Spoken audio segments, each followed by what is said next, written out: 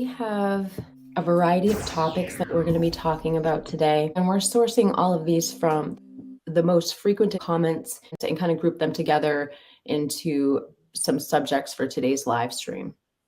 So the first thing that we're going to talk about is the next court date. The next activity in court is going to be December 1st. Yeah. And Gia, did you want to give a summary on this, or would you like me to? You can do that one. That's about all I know about the next court date is that it's December. So Okay. So the judge has reviewed some documents that the defense has presented, saying that they haven't gotten full discovery from the prosecution. And a lot of it has to do with the IGG. But basically, they had a Zoom hearing. BK was not present in it, but Ann Taylor was, and the judge has ruled that in favor of the defendant, that he needs to see all discovery regarding this IGG. And in order for them to provide that, they would need to get information also from the FBI, because not of it, and another private company that does genetic research. So in order to do that, the judge has given the prosecution 30 days to gather all this information. The judge can't review it impartial because he doesn't have the scope or expertise to review partial DNA, but once he gets that, he's going to review it, and then we will find out the next step and the next date in the case. Yeah, that's right. And you know what? BK was there. He just wasn't on camera. So he was sitting across from Ann Taylor. She was in the bottom of the courthouse where he's being held.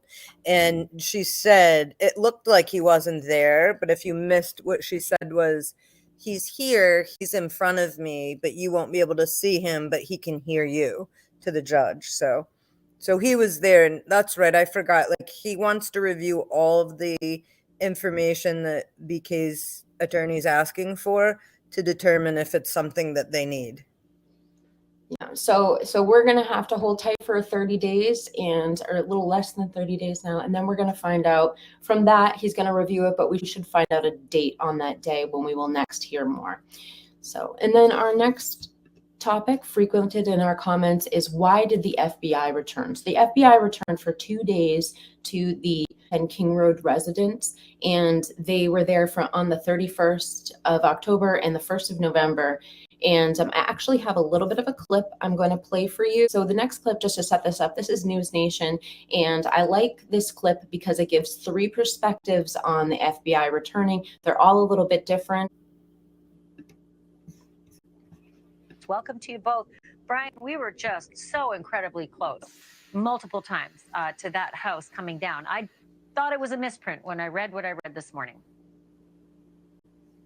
Yeah, I mean, listen, you said it, Ashley. The family trusted their guts. They have been fighting and fighting and fighting for this house not to be torn down. And all the experts on the case there in Idaho were telling them they were crazy. The prosecution signed off on the demolition. The defense signed off on the demolition. The University of Idaho has sure been in a hurry to tear that house down.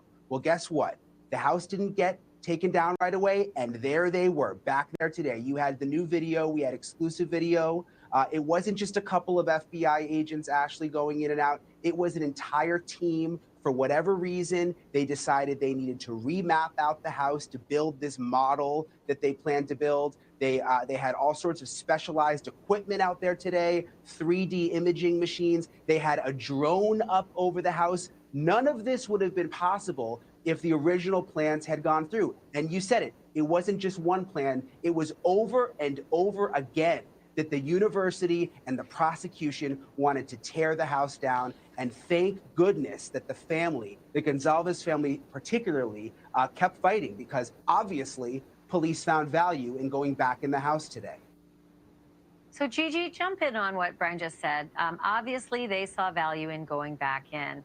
I don't understand how 12 months later they can just now be seeing the value of going back in to take these measurements. The house has not changed. Everything is exactly the same. And there was meticulous investigation that went on for months. Yeah, they did some measurements in that initial investigation, but the difference is that everything was still in the house. So what the FBI did, thank goodness they didn't tear it down. You can't put toothpaste back in a tube. Once it's down, it's down. But the house is empty at this point, and now you have this trial delayed indefinitely these models take months to put together to get all the data analyzed. So the FBI thought it's a good time, with the trial being delayed, to go in there and do our Faro scanning and get their own measurements separate from the initial investigation with the house being empty. So, Bryan, when I was reading this. Okay. Okay. Okay, Gia. So, Well, you know what? Yeah. Yeah, the FBI is going back in because, so first of all, of course, it's good that they haven't torn down the house. And, you get into a situation where the police aren't able to tell them that it can't be torn down, right? Like they don't have enough to say it needs to stay up necessarily. But everybody's point is, look, if you got to trial and then you went, because sometimes jurors want to go actually to the crime scene, well, then there won't be a crime scene. So then are you removing something from the jurors that they feel they need in order to make an informed decision in this case?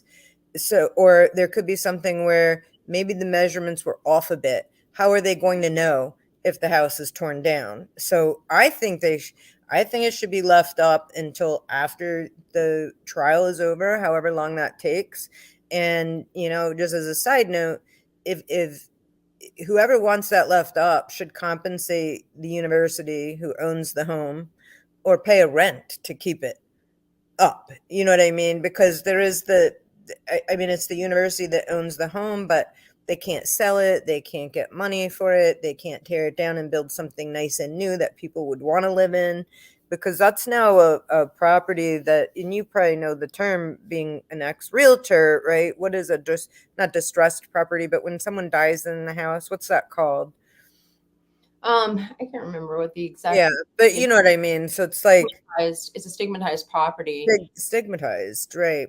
So but I don't think that house will ever stay standing, though. No. But I mean, it should stay up until the investigation is complete, because in the trial, because you don't know. And when they're saying the prosecution okayed for it to be down, I'm like, and everybody, that's surprising to me. Well, it's kind of interesting because the judge in this case, on 2 instances now, where the prosecution and the defense agreed on something, one being the cameras in the courtroom, 2 being the house being torn down. And it wasn't just those 2 parties, the university, the owner, everybody agreed to have it torn down. But it's interesting that this judge, on both instances where he saw everybody unanimously, he decided to step in and say maybe not. And it's interesting because in the cameras in the courtroom was kind of the same scenario. Yeah, no, that's his job. I heard Jules report, and I heard both on Jules and Drunk Turkey recently report that the house is condemned from the chemicals that were used to do the forensics, and that it could never be a structure ever again. And I'm not even sure if the jury can go in because of the condemnation. That was kind of the speculation Jules was making recently. She did say that, but I don't, by this point, anything's dissipated. They have ways to, there are plenty of crime scenes that use those chemicals, and the home is livable again, definitely. So I just don't find that. I'm glad to hear that, because the thing I remember from Steve when he first initially made this argument was because of some of the video surveillance they have from Ring doorbells, they have audio on them. And he thinks that a juror would be he's seen in other cases, kind of this magnitude, that the audio was essential going back to the crime scene afterwards. Mm-hmm. So hopefully the jurors can get in there, and that is the case. Right. And again, we really don't know all the evidence that's there. So maybe they feel they have enough that they wouldn't need to go back in the house, right? We're in the dark with that. So we'll find out when everyone does, when the trial begins. Yeah. And there's speculation that's going to be sometime in 2024 and then also 2025. I wouldn't be surprised if it was pushed out till 2025. Yeah, I've heard a lot of people saying it could, 3 years from the arrest, it could take to actually see him in court. Mm-hmm. I feel so bad for the victims' families in that respect. but it's his right, and we want him to have a fair trial because it's in all of our best interest to make sure we have the right person off the streets. So, and we're going to move on to our third subject, which is the weapon.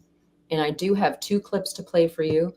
This is a particularly difficult subject, so just trigger warning. These are both a little bit difficult videos to watch. The first one we're going to watch Steve, and let me just bring that up, in an interview with ABC 7 out of LA.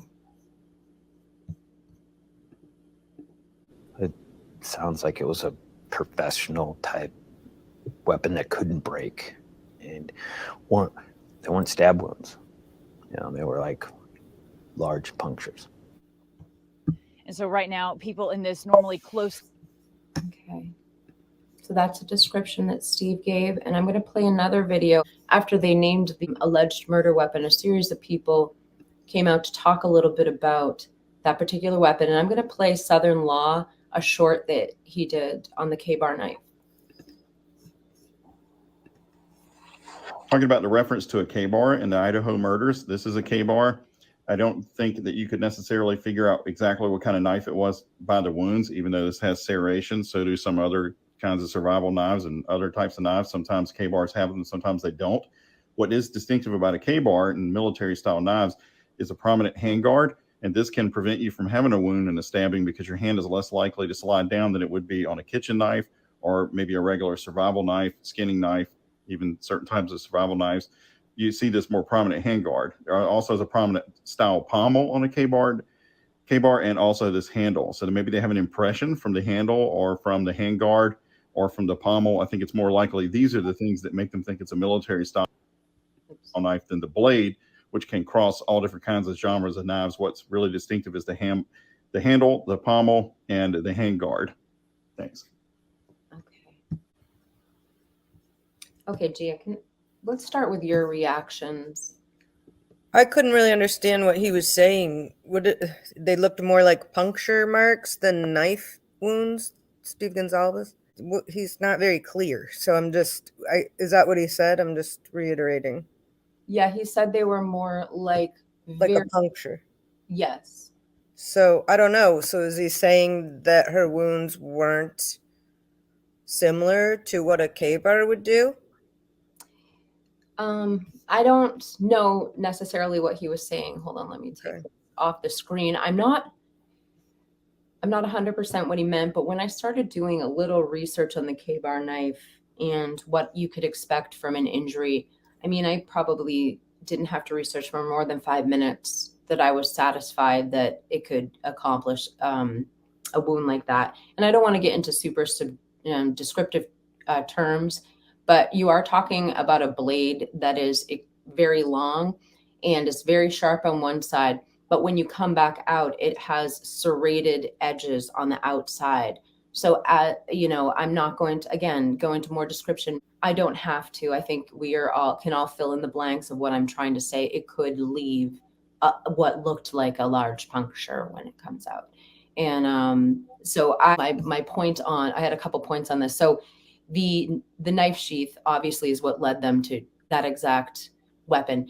And also, just to back up a few things, it was actually one of the things they were searching for initially. I went back and looked at some old coverage about 11 months ago. And one of the initial things they were doing was going around to different stores that sold that type of merchandise and seeing if they carried it, who they sold it to, if they had surveillance information. So I think that the police are pretty confident that that's what they're working with, and they'll probably have more information. That's the 2 points I had. Do you have anything else you wanted to add on that, Gia? No, but you know what? The only thing that's cropped up for me lately, and this has to do with the knife sheath, is the fact that it's touch DNA. So I was listening to another thing on true crime, and this story came up where this man was convicted on touch DNA. He was fishing, and 100 yards, whatever, down the river, a girl was murdered, and her car was there, and they found his touch DNA on her car. And so they thought, obviously he did it, and he went to jail. He was in jail for 9 years until somebody, like, it wasn't the Innocent Project, but it was someone like that takes only like 2% of the cases she gets. And they actually found out when they went back that the officers were not using gloves or anything. And so they approached him and they took his license, and then you could see them touching the car. So they transferred his DNA to her car. He was innocent. He had nothing to do with her, had never seen her. He had a very low IQ. So that got me thinking, and I was like, the only bit of DNA that they have of Bryan's is touch DNA on a very small piece. So it's very possible that someone had stolen his knife, even if it was his that he bought, and used it in the murder, right? And it would have his DNA on it. So, and I mean, that could be far-fetched. I don't know, but it's opening my mind up a little bit more to the possibility. I know that like all signs point to, and all circumstantial evidence make it look like BK is guilty, but I'm starting to feel like there's more that's pointing to maybe he didn't do it, or maybe he didn't do it alone, or maybe he was involved somehow, but not 100%. So anyways, that's just where my mind's been going lately. Yeah, I actually remember hearing something, again, I think this was on the Drunk Turkey show, and they were talking about one of the things that could be said is that since he was a teacher's assistant, he would have technically had his touch DNA put on many, many things, many papers, office supplies, all that sort of thing. Maybe that could have been a transfer somehow. Right.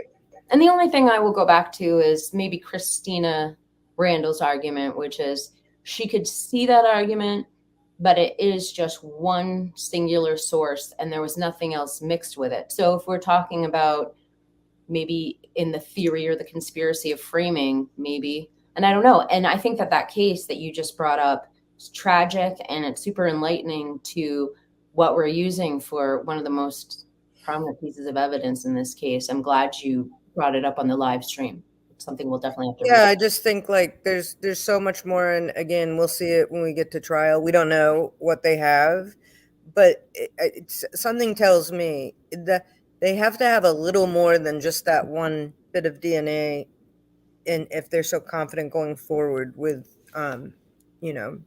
bringing him to trial, because otherwise it could be a fairly weak case. It's scary. It's scary for the defendant and the victims. So we're going to talk about another topic that continually keeps coming up in the comments, which is the Sigma Chi K-bar knife. And this is a photo that has been circulating. Before I talk about it, I'm just going to bring up the clip. Oops. We're actually going to be using Crime Circus for this clip. All right, guys, here we go. This is Chucky. This is Drip Drop playing Chucky from Crime Circus. Oh, but it seems so. Now let's discuss this image that I previously showed you. It's a big knife. Okay, let's zoom in closer and take an even better look. Specifically, it's a K-bar. Boom! These are Sigma Chi fraternity boys. This image was taken just across the street from 1122 King Road. The frat bros have a K-bar knife in their possession. That's alarming. That's concerning. That needs further investigation. Did investigators ever look at these boys and say, "Where's your knife? We'd like to test it"? The knife in this photo needs to be processed and tested for bodily fluids and possible DNA. And if that knife is missing, or it's missing its sheath, that's a red flag. A really, really big red flag. Such a big red flag that if that's the case, that's a boom. Yeah, I think that's huge, and especially the photo was prior to the murders, so they had that. What would look like they were dressed up for Halloween, right? Yeah. Did you happen to find any specifics about the photo by any chance? No, like who took it or no, but I've seen that a number of times. I've seen that Jules has put that up. Forget where else I saw it, but I've seen it. I mean, look, they would need to authenticate it before it could be, we're just hearing them say, "Oh, this was taken before." We don't even know if that's a plastic knife or a real knife. So, but it looks like a K-bar. Yeah.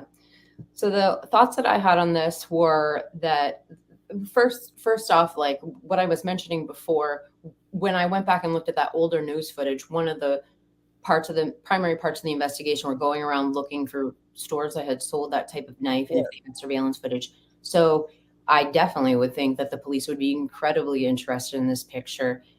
But the problem that I have is, yes, Jules has mentioned this, and yes, Crime Circus has mentioned this, but I have no idea where that photo is from. I have no idea if it's the Sigma Chi, and I have no idea when it was taken.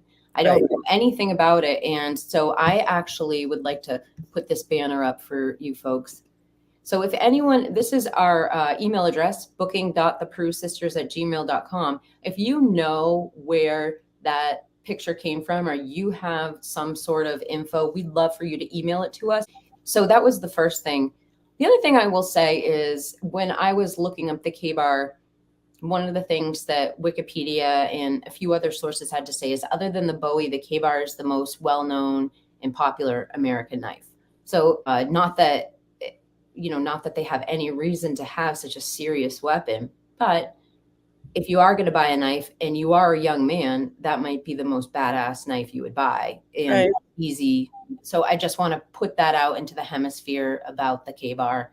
And but there's a lot of them out there, right? It's not like a real unique knife. So it does open up more of the possibility. Like, did they have tunnel vision? Did they stop looking for other suspects too quickly? Yeah, absolutely. Mm-hmm. And we're going to go back to that same, again, we're watching Checkmate Sigma Chi by Crime Circus, and I have another clip from the same video. Our next subject is the Frats involvement.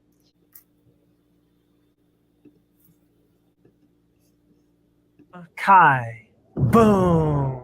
You see, there was a big fight at Sigma Chi at a fraternity party the night of this crime. Certainly another coincidence for some of you doubters out there. I've been told that Ethan, one of the victims in this case, was in a fight at Sigma Chi in Moscow, Idaho with one of his fraternity brothers, and his fraternity brother had roid rage, and Ethan made fun of him for having shriveled raisins, and the Xana broke up the fight. Yeah, boom. Also, this fraternity bro wanted Xana, but he could not have her because she loved Ethan. Yeah. So, my theory. Xana did not order DoorDash at 4 a.m. It's been brought to my attention that Xana... Yeah, I'm going to stop there because that might play into a little bit of a few other things that we were going to talk about. I'll go right immediately back to you for a reaction before I even talk to you. Do you have a reaction regarding the Frats involvement, or what did you find that you really wanted to share? No, I don't. I don't know if that means they were involved, or if it's just there was a party going. I mean, fraternities are famous for fight. There's always going to be fights, and someone wants this girlfriend or the other, and I don't know. Is it motive? Possibly. But if it was, I don't know. I don't know that they're related. I don't have enough information to really speculate on that. Do you have anything that? Yeah, I mean, I did find several different things I wanted to bring up. Okay, so part of the conspiracies, or partially what's led to the conspiracies, is right after this incident, Sigma Chi deleted all of their Facebook posts back to 2018. So that's definitely made a lot of people suspect. But for me, I think it's absolutely genius. Other than YouTube, I basically have no social media imprint. And if you're about to be thrown into the spotlight, if you're about to be scrutinized, you might not want to have all your parties, all your shenanigans, all your mishaps. You might not want those in the public eye. No, And you wouldn't. But I mean, the data's still there. You can't delete it. There, so Facebook has it. Yeah. But that is one thing that led to the conspiracy. But I also think that was a smart move on their part, and probably their legal team. I'm sure the attorneys told them to do that. Attorneys always tell you, if you're involved in any kind of court case, whether it's divorce or tort law, it doesn't matter. The first thing they're going to tell you to do is scrub your social media and don't put anything on there going forward. Yeah, it's smart. Just shut your mouth. Yep, shut it down. So I'm sure that they were advised to do that. So the other thing I would say that has lent itself to these conspiracies is a lot of these creepy, dark 4chan posts. So they started on 4chan and they were posted to Reddit and Facebook, and then they made their way to X/Twitter and YouTube. And so once it's been put on one media source and then published on another media source and then another, even if it has zero credibility, it lends itself to credibility because it's been reposted in other places. And so I do think that lends it to, when we read some of these, we're specifically referenced, a lot of the frat connections come from a 4chan post that was about the night of the alleged, the involvement of the frats. The information has been scrutinized a lot and people have picked apart the words. I don't know. I don't think it really says anything. Plus, anybody can write anything. And in this case, I've seen a lot of people interjecting themselves with creepiness. So it just doesn't mean anything to me. And that's how I feel too. I had an old boss that told me, and I thought he was crazy, but then I found out, no, he's right. If you say something enough times, it doesn't matter if it's true or not, people will believe it. So you can brand yourself by saying something over and over again. You can have other people believe something is fact or truth because it gets said over and over again. So I think, it's good to point out too that we are talking about things, we're reacting to things that we're hearing and we're seeing. We're not, when we talk about them, we're not here saying it's 100% the truth. We're kind of digesting and processing everything that's out there. And I'm sure, like I keep saying, we'll know all the real stuff when it goes to trial, because then we're going to get the real evidence. Right now, we're just dealing with layers and layers of speculation, and it's all interesting. I think it is. I mean, this is how theories are developed, right? So I don't think there's anything wrong with it, but also, I don't want people commenting like, well, that's not true. And it may not be. We're just discussing. Agreed. Oh yeah, absolutely. We want your comments. We want your reactions, but honestly, we're open. So just leave us a comment. Yeah. We'll look into what you have to say. Look into it and be nice, people. Everybody has to say that. And I see why. Try to be kind in the comments. And we are not beyond constructive criticism. We love it. We want to hear what you think. We want to hear your tips and anything you want us to look into. Leave it in the comments and we will do so. So don't make it and just think of an idea and use your words. But on that note, I did have a few more points on this, that with the fraternities, we all talk about how they were called first before 911 was called. And that's a pretty much agreed on point. What I found out in my research is that when you have any legal matter and you're part of Sigma Chi, you have signed a pledge that you will contact the president before you call the police. So, okay. Oh, that's interesting information. And that's not surprising. I believe that, yeah. And I haven't actually read the document that says that. That was what I heard from another creator. So I can't say that I've actually seen with my own eyes that is the policy of Sigma Chi. Maybe it isn't now, but and you may not ever see that. They're very protective of their documents. They're very protective of their rules, their regulations. They're very protective. So we might not see that document, but definitely what I know of the Greek system, and my brother was in a fraternity, I guarantee that's true, that before you call the police, you call the president. That's the way they operate. You don't bring in outsiders until you have to. Yep. And that's why they've been able to exist for so long, is because they have structured rules like that. And then the last point I really want to bring up with the fraternities is I hesitated even exploring this topic for a long time because although there may have been other criminal activity going on, I don't think the fraternities had anything to do with this, because I know that Ethan's sibling, his brother Hunter, was there that morning when they discovered Ethan. And I know that he has talked to some of the victims' parents, and I just want to stand by him as a victim and believe that he would have nothing nefarious to do with this. So anyway, I offer my support to Hunter, and I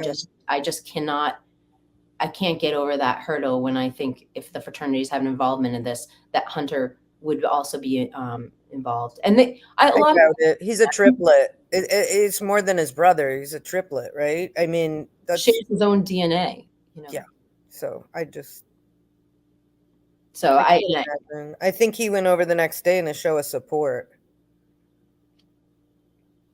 Yeah, I don't know the circumstances if he was one of the people who was like called over in the group or how it happened, but I think I heard he was there before the police. So that's what I heard too. A group of them were a group of Greek students. Yeah. So, all right. Well, let's go on, and I'm going to play a clip from Drunk Turkey show. He did a great job. If you haven't watched Drunk Turkey in a while, because I hadn't turned on that particular, I don't think I have. He's done a great job. I think he has a new editor, and his videos have been pretty top notch lately. So I'm going to play this clip. He's going to talk about two things that play into both police and prosecutorial misconduct. Has a few interesting things to say. Just like every other podcast. Welcome back to the Drunk Turkey Show. I'm Daniel. We had a bit of a document dump happen not too long ago, and I've been getting a lot of emails, Facebook messages, emails, the whole 9 yards referencing this order addressing the IgG DNA and the order for in-camera review. Yeah, I've seen a lot of people say that this is a win for the defense. They're going to finally be able to see, or somebody's going to finally be able to see the IgG information. Well, let's see. Now, that's when they got his name. Now, they utilized the IgG. They got his name on December 19th. Is it possible that they knew his name before then? Unlikely.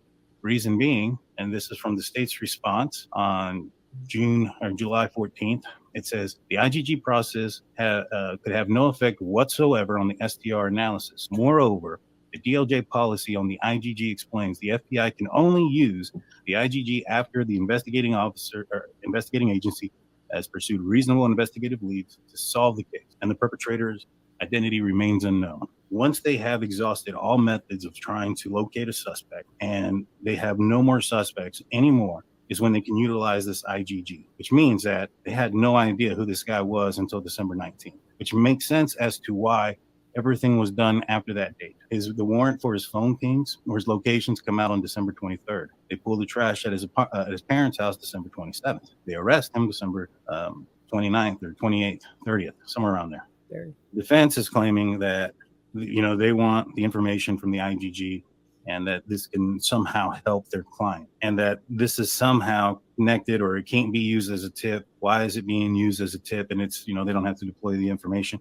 Well, it's kind of like the lie detector test, right? But the lie detector test not a certainty. It's just a tool that the police and prosecution use to help them point in the direction of where they should look. Basically the same thing. So it says here, because the identity of the person from whom the crime scene sample came from is often unknown, law enforcement use a false name, John Doe, for example, to submit to GED match. Then with their John Doe matches, someone in the database, they use genealogical data to determine a common ancestor who might be a great-great-grandfather or great-great-grandmother, then triangulate other data, birth records, and stuff like that. So basically what they end up doing is they get a piece of DNA, they enter it into the 23andMe Ancestry or whoever, and then they're going to get some matches back. The closely related relative is who they're going to look at. Now, if you have, for instance, first cousins, what does that mean? That means that those two folks share the same grandparent, right? If you have second cousins, they share the same great-great-grandparent. Third cousins, you get the drift, right? What they do is they say, all right, we got this one person. This is a fifth cousin. So they look up the great-great-great-great-grandparent, and that is also the great-great-great-great-grandparent of the suspect. And then from there, they try to find out and figure out all of the offspring of that person and those individuals and so on until they can kind of get an idea of who this person is based on area and things of that nature. Bicka Barlow, one of the witnesses who testified on the behalf of Kohberger, explained the process of the IgG. The use of databases like GED match does not necessarily lead to a single individual as a potential suspect. Now, this is from the defense's witness. It says that the database and the GED match does not necessarily lead to a single individual as a potential suspect. Because it doesn't point directly at Kohberger, it cannot be used in court against him, which is why they're not using it in court against him. Mm-hmm. Product of genealogy conducted by the FBI was a family tree that can. And that's where I wanted to stop because I think he drove home several points. And again, the first topic we're talking about is police misconduct, and these are repetitive comments that are coming up in our comment section, and we're also talking about prosecutorial misconduct. Do you want to give a few thoughts on the police misconduct? Yeah, I mean, I don't. So when they went back to the house recently and they used the latest technology that the FBI has with the scanners, the 3D scanners to replicate the house, I saw on many news and court TV channels experts saying this is the way you do it. Like they were actually complimenting law enforcement, and they said if you go back and you look at everything that they've done, it in what they're doing now, it should be the standard way to investigate all cases of this type going forward. So I don't think there's as much like law enforcement misconduct as people are speculating. I really don't. I think that I obviously hindsight, people can always say, well, they should have done this and they should have done that. Well, yeah, of course, knowing what you know now, but remembering that they didn't know anything when they're starting to investigate. So the experts opine that law enforcement didn't have a lot of misconduct and didn't make a ton of mistakes. They're actually using it as like the standard for going forward. So I think the people who are saying there's a lot of misconduct are just the lay people, the social media reporters, they're speculating. So I think, I don't think it's fair to law enforcement to say, but nothing is ever perfect. If this is Bryan Kohberger that did this in the end and we find out, then I think people are going to say, wow, they did a damn good job. Because in a haystack. Yeah, they tracked him down fairly quickly. Yeah. With the police misconduct, I think that until I read this report, until Drunk Turkey really took some time to break that down, he's showing us that they didn't know the name before December 19th, I believe he said. Now, in a lot of the channels that I enjoy, such as Crime Circus and Crime Circus Cult, they bring up the fact that they think that the law enforcement might have been trying to scare Bryan Kohberger or intimidate him or put him on the run. And they did this by allegations such as that's why they had Pennsylvania license plates on the U-Haul, for just as an example. Right, I know. I think it's so far-fetched. Yeah, they don't have time to do that kind of baloney. If they think they have a suspect, they're going to get the suspect. They're not going to, let's goad them into running across country, or let's do, like, I don't believe that. They don't have time to play those kind of games by getting a U-Haul that says Pennsylvania. Like, I think it was Crime Circus who said that was intentional to try. That's not how they are. They're not looking at like little ways to intimidate people. This is hardcore police work, and I just don't believe that. That's just me. Yes, and I think that again, he said that what Drunk Turkey is saying is they had no suspects. That's the only reason they were able to do this with the FBI, is exhausting all other avenues. Correct. And so they couldn't, at that point, when they were bringing the things back in the U-Haul, they didn't know the names, and that's what that leads us to. Correct. They didn't. There is one thing I did want to bring up that is coming up in the comments that I was wondering about with police conduct. I think you might know a little bit about this. We've talked a lot about not the trash, because there's two different trashes we're talking about, not the trash at the 1122 King Road residence, but the trash at Bryan Kohberger's parents' house that they actually retrieved the DNA out of for the IgG, which ended up being his father's DNA. So everyone's, cleared up that trash is fair game once you dispose of it. However, in the comments, several people have brought up that if the trash is on private property, can you still then go onto it and obtain it? So no, you can't. But if it's at the curb, then it's not on your private property. So I think they waited till the trash got brought out to the curb where it was going to be collected, and then that's fair game. But no, they would need a search warrant if they went on your property to look at trash. You can't. That's still private property, right? Who's to say it's trash just because you threw it in a trash can? Right. Right. But if you put it out on the curb to be collected by the trash people, then that's trash, and then that's fair game. All right. Well, then that information hopefully is helpful to the people who are watching and investigating this case. And we'll just have to wait and see if how they collected it and the chain of custody of the evidence once it comes out in at the case. And then as far as Yeah.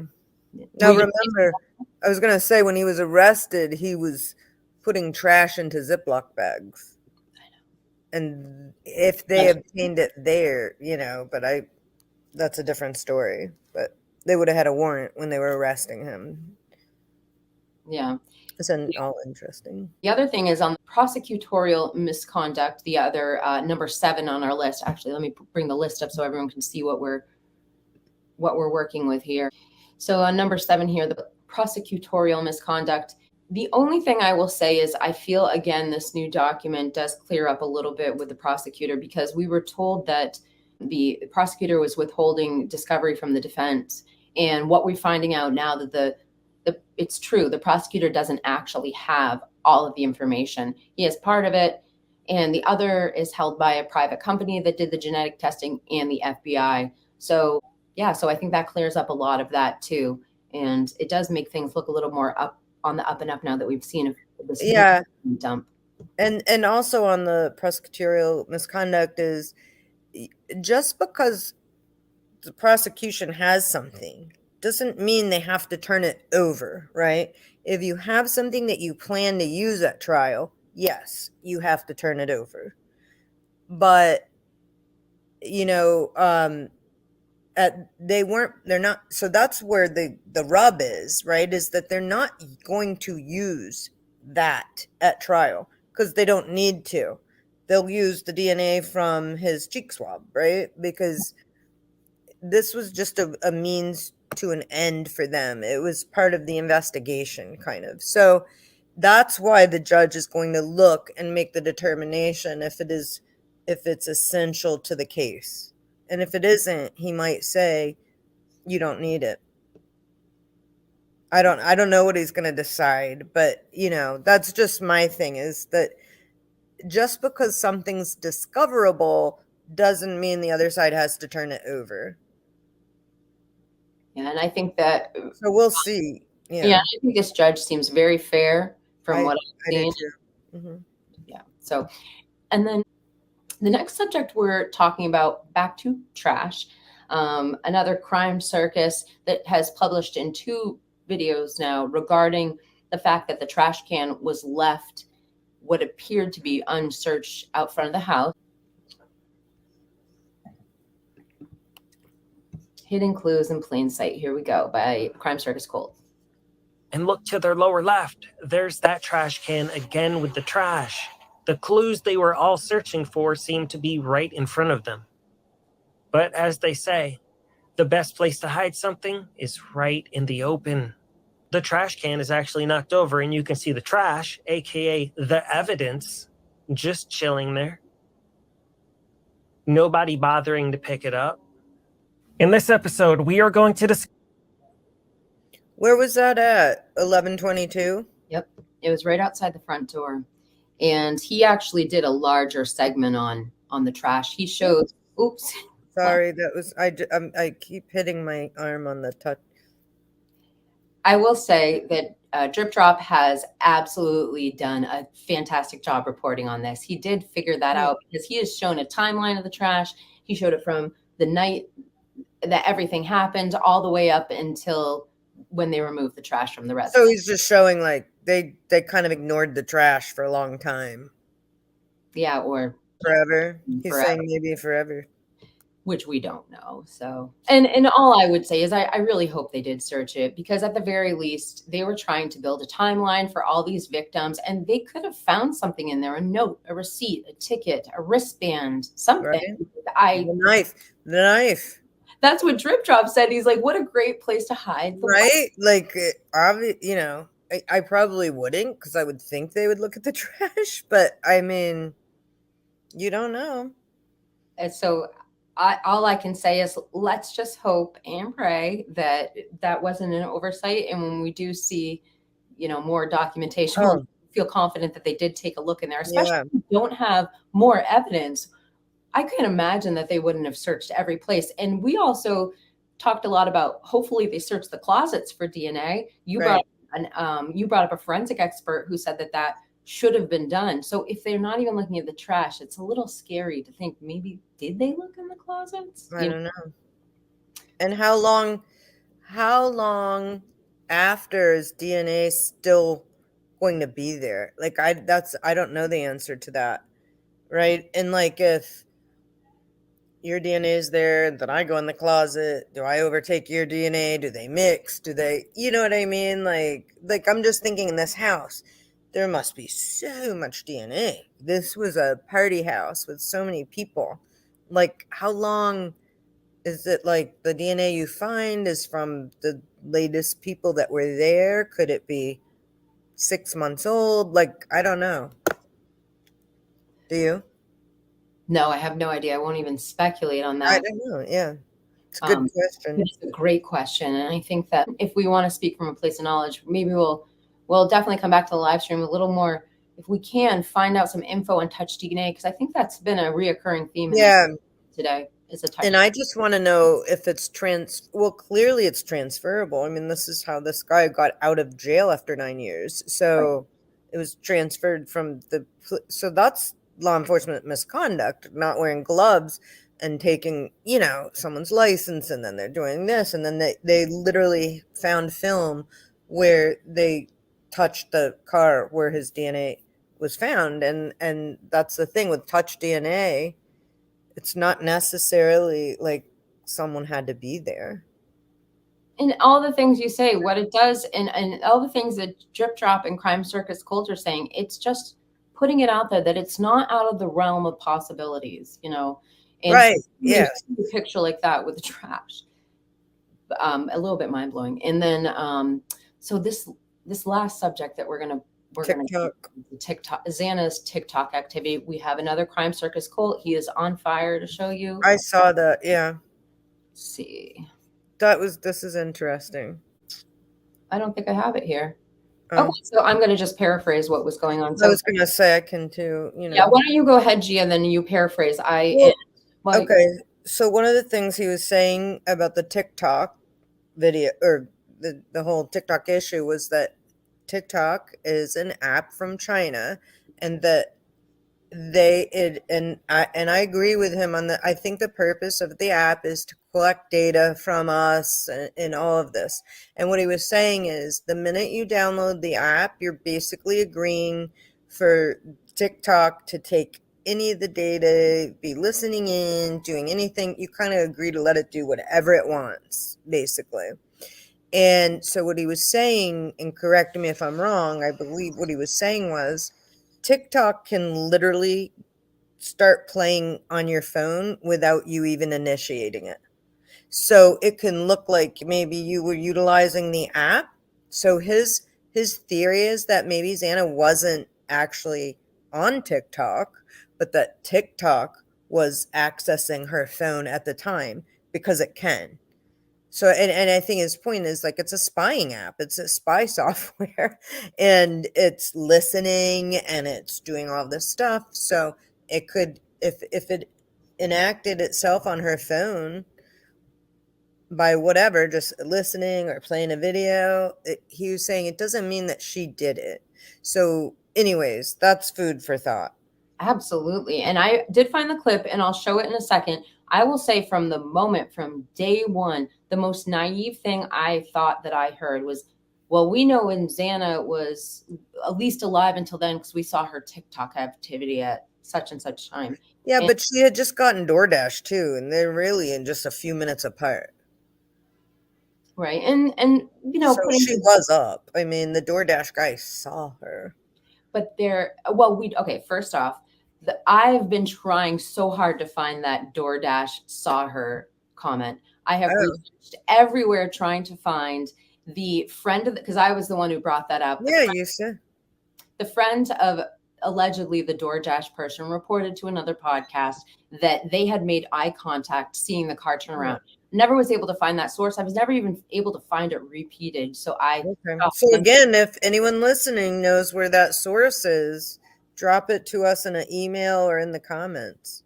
Absolutely. You know, email preferably. And then same thing with the DoorDash. There's so much conspiracy. I don't think it's evidence enough to say to people watching this video, you know, a lot of them are, they think that the DoorDash may have had nefarious origins. So it's hard to say, well, listen, I think the DoorDash guy or whoever it is going to be a witness at the trial and is also under the gag order. And that's why we haven't heard from him or her.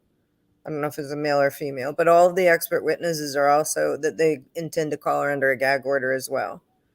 Yeah. Yeah. So that's why, otherwise, you kidding me? That DoorDash person would probably be on every circuit from here to Kingdom Come because people would pay for that. Well, there's another issue, which is they haven't, if we're just going to the DoorDash, putting the other point I was making aside about Xana's phone aside, and we're going back to the DoorDash. Yeah. Actually haven't shown evidence to the public that DoorDash even happened. The only thing we know is there was a DoorDash bag with Xana's name on it.